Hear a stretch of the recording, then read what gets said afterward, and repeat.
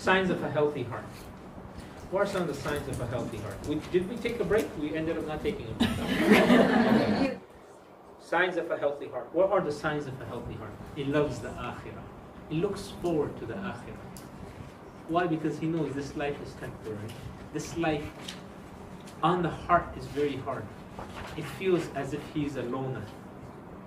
It feels that the society is going one way, he's going another way.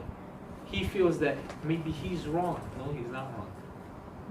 You are an ummah, remember this. You are a jama'ah, a group. An ummah by yourself if you know you're on the truth. Always remember that. Don't let anyone put you down if you know you're on the truth. This is not a precursor for people to use if they know they're wrong and they're committing harm and someone is trying to bring them to the truth and they're going to stick to it. No. But if you know the classes you're attending and your husband is opposing it, if you know you're wearing the hijab and praying salah and your family members are opposing it, if you know you're in the wedding and you're the only one getting up to pray salah, right? Because the others, they don't want to get up to ruin their makeup. You doing it and you're the only one, go ahead and do it. You are a jama'ah yourself. Don't allow anyone else to put you down and look down upon you and say, well, we're also Muslims. You think you're better than us? Yes, I'm better than you. What's wrong with that? They put you down. They use reverse saying. You think you're better? Alhamdulillah. I'm better than you. Because Allah has given me, not because I'm not having pride over you. Yeah? I'm not having kibr. But if I'm praying and you're not, yes. If you're praying and I'm not, then you're better. What's the measurement? We use taqwa. And at this time I'm having taqwa. Yes? What's taqwa? Comes from the word? Sister? Huh? Who said that? MashaAllah. Where did you learn? Arabic. Huh? Class. MashaAllah. Where? With audio. Very good. Comes from the word waqaya.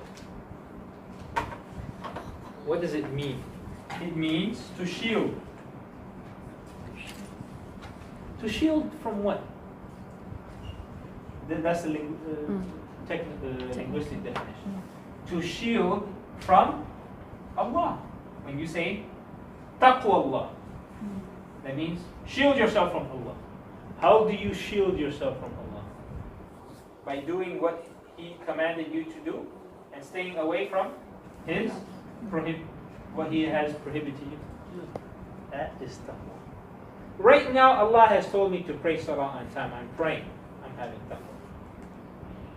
So if someone don't let shaitan even put you down, because shaitan will say, oh, you're giving sadaqah or zakah because people are now going to say, yes, say alhamdulillah. I want people to talk good about me. Sometimes he uses reverse psychology, this ikhlas excuse to prevent us from doing certain good deeds. Yeah.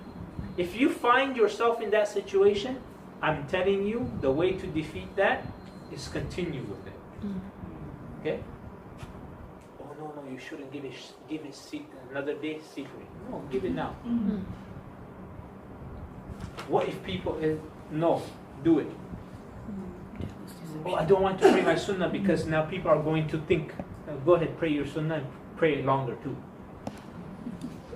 Don't allow shaitan. You learn this, you train yourself, and shaitan gets defeated. When you let shaitan use this ikhlas and these types of you're better than me card, he's always going to, now he used Islam to take you away from Islam. Don't do that. Don't allow, if you're not going to let shaitan do it, why are you allowing other people? So don't, anyway, so this person, he loves the akhirah. He looks forward to it. He knows the dhulm that is being done to him in this world, to her in this world. he will face Allah and he will get perfect justice. A heart that's connected with Allah knows this life and the pains of it and the suffering of it is temporary. He looks forward to Allah. You know, this head that we used to put, head is the most beautiful, the most important, the most sacred part in the human body. No head, no body, no life. No hand, okay, no feet, no eyes, but no head. This head you're putting down in sajda to Allah. Now don't you think this believer, this heart would want to go and see and meet that Allah that they used to worship in this world? At night they used to cry to someone. They don't know who this someone is, how he looked like. They know it's Allah. But now you know in the akhirah you're going to meet Allah and give account. Oh Allah, you told me to do this, I did this. I want from you Jannah. He's looking forward to it because he knows this is the time for payment. Just like a person, he looks forward to what? The end of the month to get paid. Now he's looking forward to the akhirah to get paid from Allah. Oh Allah, you told me 7 types of people will be under the shade. One of them is a youthful person who spent his youth in the remembrance, in the worship of Allah. Oh Allah, in my youth I didn't do haram. Oh Allah, in my youth I worshipped you. All my other contemporaries, they enjoyed life, they partied and everything, and then they started going for Hajj and all of that when they became old. But I spent my youth. Oh Allah, I want that shade on a day in which there's no shade except your shade. Oh Allah, people gave their hearts to others in haram relationship. I gave my heart only to those that you told me to give my heart to. And so on. Allah, people oppressed me. They said they took my right away from me. Oh Allah, I want justice. And that in the world, I was weak. Over here, they have no position. Yeah, all these titles and all of these positions means nothing to Allah. In this world, this is the day of Hisab, the day of standing. Oh Allah, I was under the caretaker of someone else. They used and abused me. Oh Allah, I want your justice. And Allah gives you justice. Of course you would want to meet the one that you used to cry in the middle of the night. The one that you used to talk to in your dua as if you're talking to someone you see. And that is something I wanted to cover today. I want you to, every single day from now until next week, because I'm going to ask you next week, just like how I'm going to ask you to recite the dua yesterday. But from now until next week, I want you to spend 5 to 10 minutes making dua in a manner as if you are talking to Allah, like your best friend. How are you going to talk to him? You know this friend, he will do everything for you, and he can. Anything that you're going through, your friend is going to solve it. How are you going to do it? How are you going to? You're going to spill out your heart to him, right? Yeah. You're not going to have any doubts. I want you to talk to Allah like that. At night, going to bed, or waking up, or going to whatever. In the car, you're going to work. Talk to Allah. Do we talk to Allah? Yes. Yeah, we talk to Allah in Salah, but we don't feel it because we don't. Our mind is somewhere else. Allahu Akbar. Okay, today I have to go. That's how we're talking to Allah. You think it's like standing before the Prime Minister, the King, and Allah, He's above all of that. Example. But imagine the King says, what do you want? Yeah, so King, what do you think, you give me, and you're talking to the King and you're not paying attention. How do you think that's going to stand? Allah, He has more jealousy than that. And yet you're talking to Allah and you're not paying it. So I want 5 minutes, You're driving in your seclusion, make dua, talk to Allah as if He's right in front of you. And Allah, He is close to us than our jugular vein in terms of His knowledge, in terms of His hearing us. He can see us. Make that. When you have Allah like that, then when you're faced in a position, in the real circumstance, in a circumstance in which you really need the help of Allah, it's so easy for you to talk to Allah because you've been practicing that. Then you don't hesitate in talking to Allah. When do we start making dua in the car? When the police pulls you over, Ya Allah, or in the car accident, or something. Yeah, you hear bad news and you say, but that's it. Ya Allah, you're talking to him as if, but that doesn't count. You spend 5 minutes, huh? He thinks of himself as a passerby. He's passing by. Where are you going, sister? I'm going to Kelantan.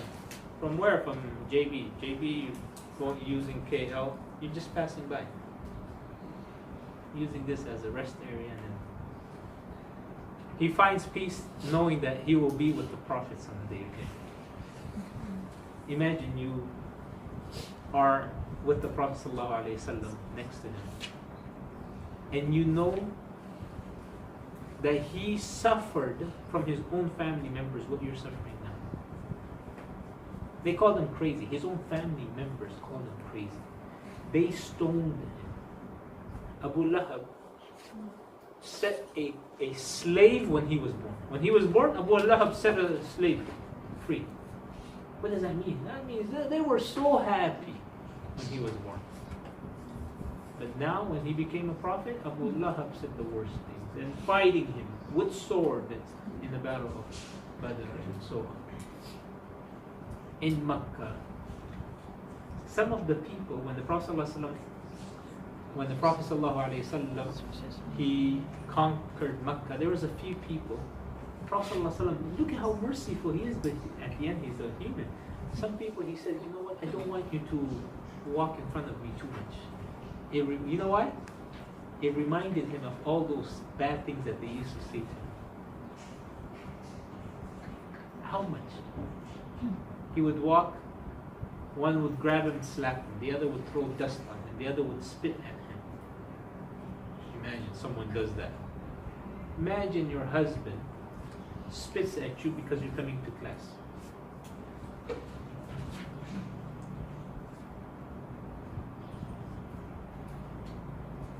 Imagine if you get a ticket coming to class. Will you come to class? Maybe not. A ticket.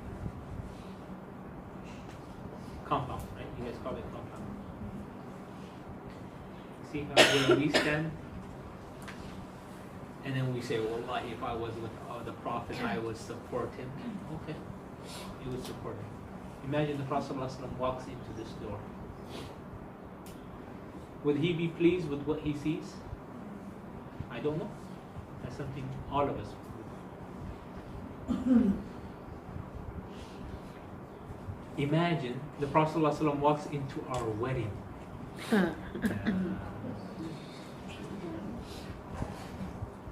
If you live your life like that, you see how you don't need to call any mufti, any ustaz for any questions.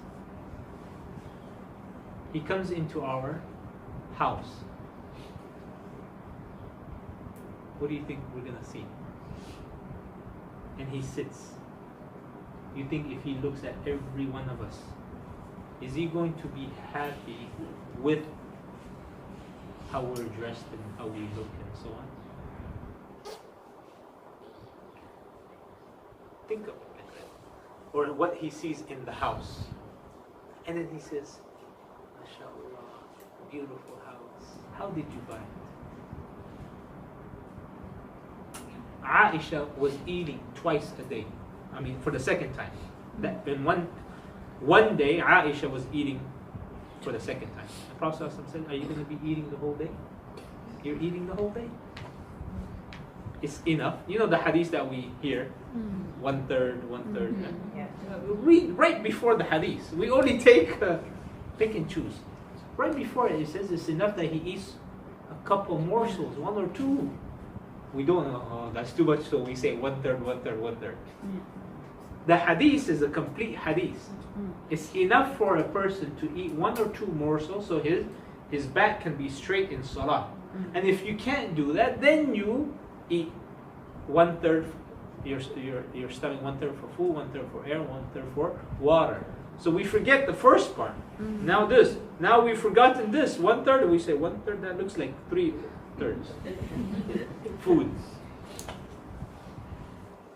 Sahaba used to walk because there's no food in their stomach. Now we walk because we ate too much food. They used to tie a rock to their stomach, right? To help them. Now we tie weights on our stomach so we can run heavier or something. It burns faster.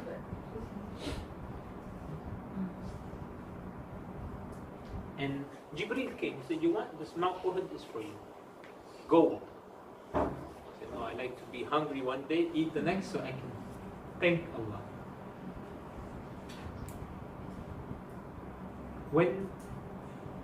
When we don't have these challenges in our life, wallahi, we don't feel alive. What makes you feel alive when you have problems in your life? If you take a hot shower, it feels good. You don't feel alive. You come out. Go into a tub, a bathtub full of ice. Full of ice. What do you think is going to happen? Every single cell in your body is going to be alive and awakened. Right? You're going to be more alert than anyone else. Yes or no? Why? Because something completely different is challenging you. If you don't have whatever problems you're having in your life, life doesn't mean anything. So should you let that put you down? Should you let that, oh, sister, please feel sorry for me, I'm going through all this stuff, that make you stronger, make you more energetic. It should give you more energy. Just like how a person comes out of a bathtub full of ice. He's more awake and alert. Then a person who's inside a sauna that's 90 degrees, 100 degrees.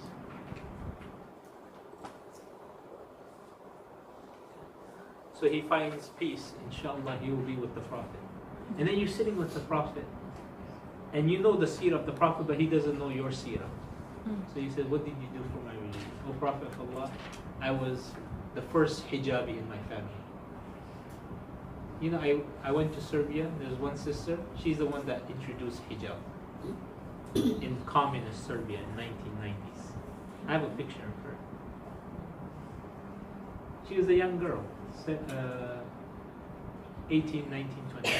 She was a kindergarten teacher. They kicked her out. Communist Serbia, Yugoslavia. But she's the one that introduced it. Then when they got rid of, now there's so many hijabi girls there. Over there. Who's getting the reward? That girl. Now she's old. She's, I think, 45, 40 plus. That's I mean, not compared to, not old in that sense. She's older.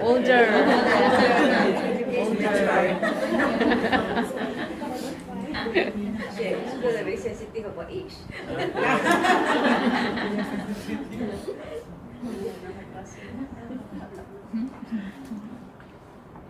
It troubles the owner to take provisions of the hereafter.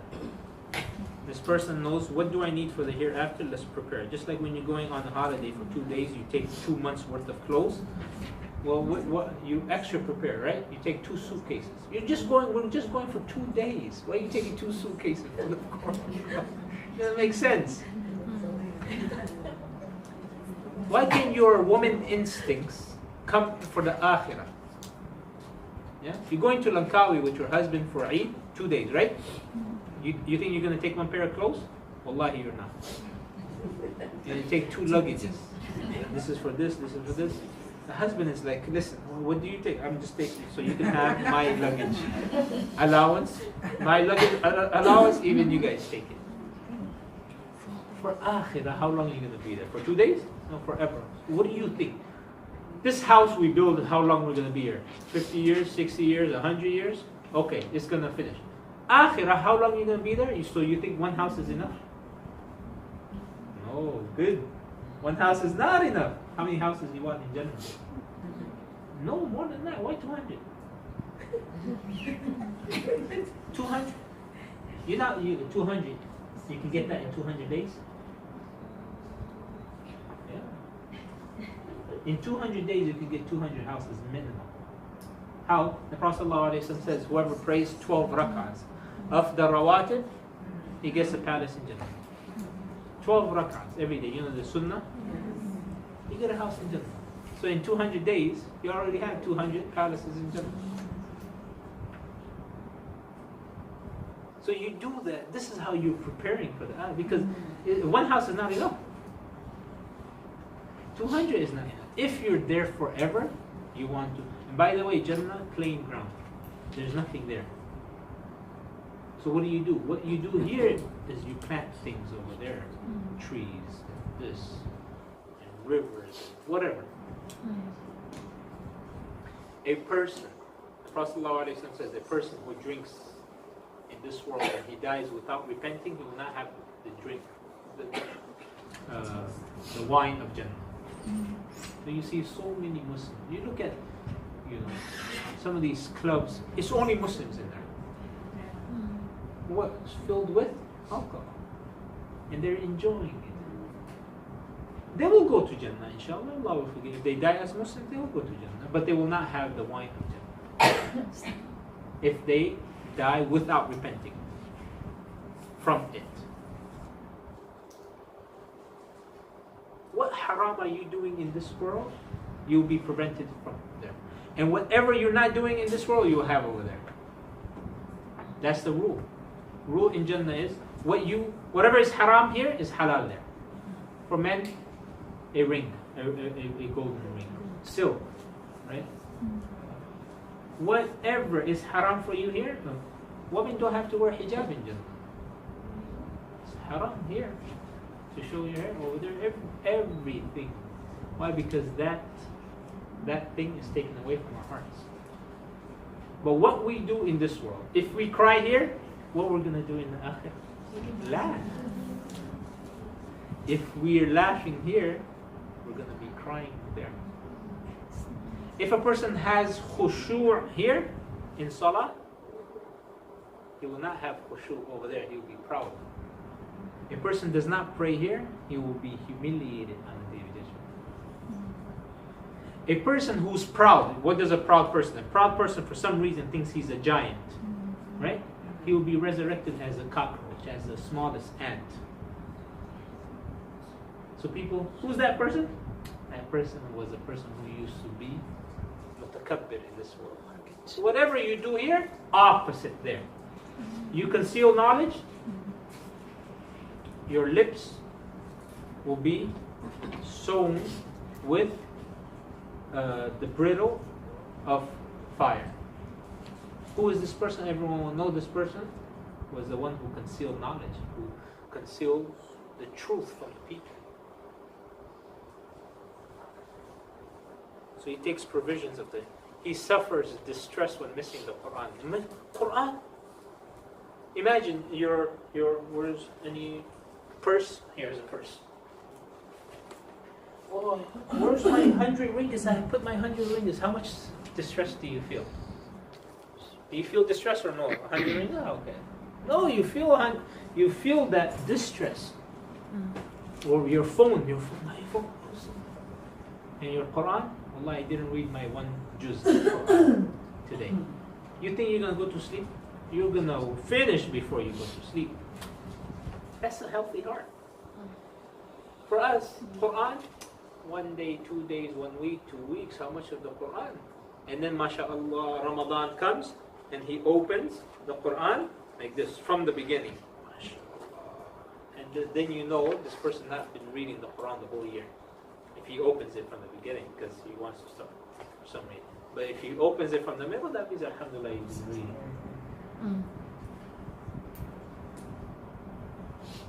Do we really? If your husband doesn't call you he's on a business trip. He doesn't call you in a month or 2 months. You feel distressed. Where is he? Your husband doesn't pick up the phone. Immediately a mom thinks he must have gone into a big, huge car accident. Yeah? A wife thinks, which other woman is he with? And your friends will think, oh, she thinks she's better than me by not picking up my phone calls. Right? But Allah is calling us every single day to open up His book and read it. You want to know what? You want Allah to talk to you? You read the Quran. Allah is speaking. By the way, did anyone find an app about before you can open up the Quran, your phone? You have to read the verse. So, whoever is pleased in serving Allah, everything will be pleased to serve Him. He's like a fish without water, without the dhikr and the remembrance of Allah. You put a fish inside, you take it out, you put it in, it swims. Without the dhikr of Allah, he's like a fish. Something is missing. What's missing? It bothers him. I'm sure we have been put in a situation where we're in like a business deal, business meeting, and right, or in a wedding, and it's like our sister's wedding or our own wedding, and then Maghrib Salah comes. Isn't it eating us inside? It's eating us. It's eating us inside. When am I gonna pray? When am I gonna pray? I'm in a meeting. I can't leave it. And it sounds. It's eating. It's just like that fish, taken out of water. Because the heart is saying, "This is my time to remember Allah." Just like a baby, he's crying. Once you put the milk inside, same thing. This heart is crying out. That's why it's eating you inside. So what happens if you don't pay attention to that heart by going and feeding it with that salah, with that remembrance of Allah? It's gonna do that until the heart dies. Until it dies, then salah comes and goes. And you see Muslims, sometimes you just sit back. Huh? Don't look down upon them. You just look back at some Muslims and you're like, all right, Salah came and he's not praying. For how long? 5 years. 5 years. It's like that. You actually feeling it for them, but they're not feeling it. You guys understand what I'm saying? You're feeling that pain for them. But they're not feeling it. Why? Because it wasn't always like that. In the beginning, they were feeling it just like you were. But they didn't pay attention to it. Same thing with the Quran. 1 day, 2 days, you felt it. After that, here, when you were, like in Malaysia, you guys always, as kids, I'm sure you guys had ustads that would, yell and reprimand you to read the Quran. You missed it, After a while, when you got that independence, okay, you rebelled and whatnot, and you say, okay, that feels a bit good, but still it's bothering me.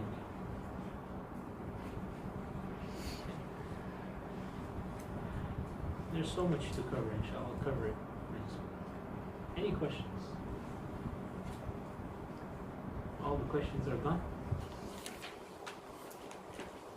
Actually, for the one that want to unlock your phone using voice, right? Yeah. It actually exists for the iPhone X. Oh. The new version iPhones. Really? You can unlock your phones using your voice recognition.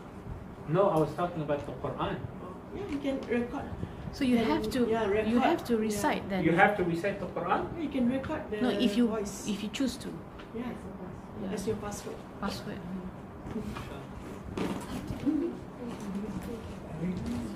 iPhone. Yeah, iPhone X Plus, whatever.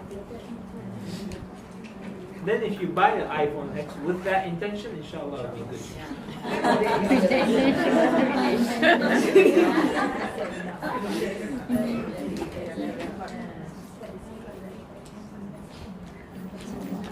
Unless it's just Kul Huwallahu Ahad. Okay. Yeah. None of that. Qul huwallahu ahad.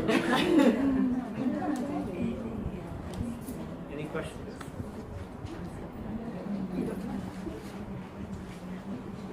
May Allah subhanahu wa ta'ala forgive us, have mercy upon us, have mercy upon all of our dead ones, make their graves from amongst the garlands of Jannah, fill it with the fragrance of Jannah, fill it with the light of Jannah. May Allah subhanahu wa ta'ala have mercy upon us, forgive us for all of our major and minor sins, along with our parents, give us istiqamah, give us His love and His fear, give us the love of His Quran, give us a healthy heart, save us from the fire of Jahannam, save us from a dying heart, cure our hearts. May Allah give us, show us the truth and help us to follow the truth. And may Allah show us the falsehood and help us to stay away from the falsehood.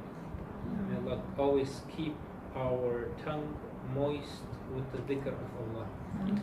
May Allah always give us His consciousness, His awareness, His taqwa. May Allah remove from all of us all of the sadness and anxiety and depression and any injustice that we may be going through. May Allah give us sabr and make our deeds beautified with sabr.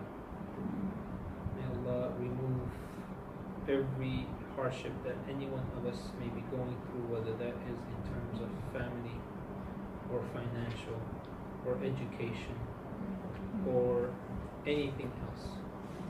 May Allah guide our parents, forgive them for their major and minor sins. Guide our family members, forgive them for their major and minor sins. May Allah have mercy upon us and the Muslims until the day of judgment. Subhanakallahumma wa bihamdik. Nashhadu an la ilaha illa anta nastaghfiruka wa natubu ilayk. Rabbi ighfir warham.